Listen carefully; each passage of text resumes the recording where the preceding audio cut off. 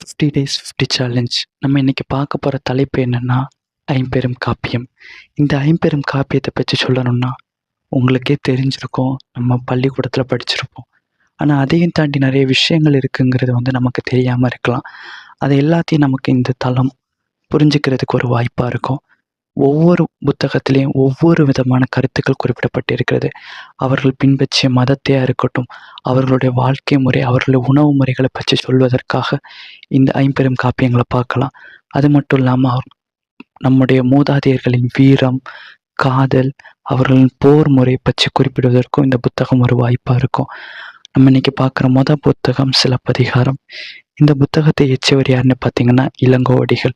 இதனுடைய சமயத்தை பார்க்கின்ற பொழுது சமணத்தை குறிப்பிடுறாங்க. இதனுடைய கதாபாத்திரங்கள் கோவலன் மற்றும் கண்ணகி தான். ஏன்னா கண்ணகி அவங்களுடைய கால் சிலம்புக்காக மதுரை எரிச்ச நிகழ்வு தான் இந்த சிலப்பதிகாரம் புத்தகத்தில் குறிப்பிடப்பட்டிருக்கிறது.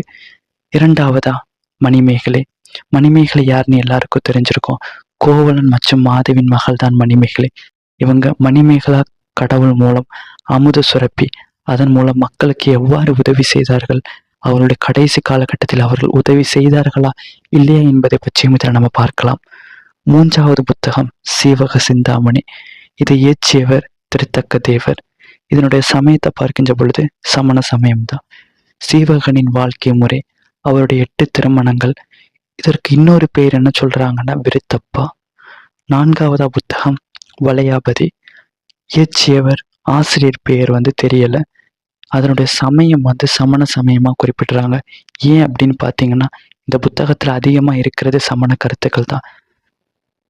அவருடைய திருமண வாழ்க்கை முறை, அவருடைய குலத்திலிருந்து ஒரு பெண்மணியும் மற்றொரு குலத்தில் உள்ள ஒரு பெண்மணியும் திருமணம் செய்து அவர் பட்ட கஷ்டங்கள், கடைசியில் அவர்கள் சேர்ந்தார்களா சேரவில்லையா என்பதை பற்றி இந்த வளையாபதி புத்தகம் நமக்கு தெளிவுபடுத்தும்.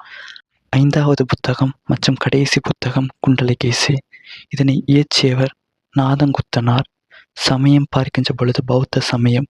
இந்த குண்டலகேசியின் வாதம், இந்த பெண்மணியினுடைய காதல் வெற்றி பெற்றதா தோல்வி அடைஞ்சதா அப்படிங்கிற குறிப்பும் இந்த புத்தகத்தில் நம்ம பார்க்கலாம். அது மட்டும் இல்லாமல் இந்த குண்டலகேசி அப்படிங்கிற பெயர் எதனால் வந்தது, அதற்கான முழுமையான பதிவும் இந்த புத்தகத்தில் இருக்கு. வருகின்ற நாட்களில் இந்த புத்தகத்தை பற்றி ஒரு முழுமையான கண்ணோட்டம் இந்த சேனலில் உங்களுக்கு கிடைக்கும். அதனால இந்த சேனலை தொடர்ந்து பின்பற்றுங்க. இந்த சேனலில் போடுற கருத்துக்கள் ஒவ்வொன்றையும் கேளுங்க.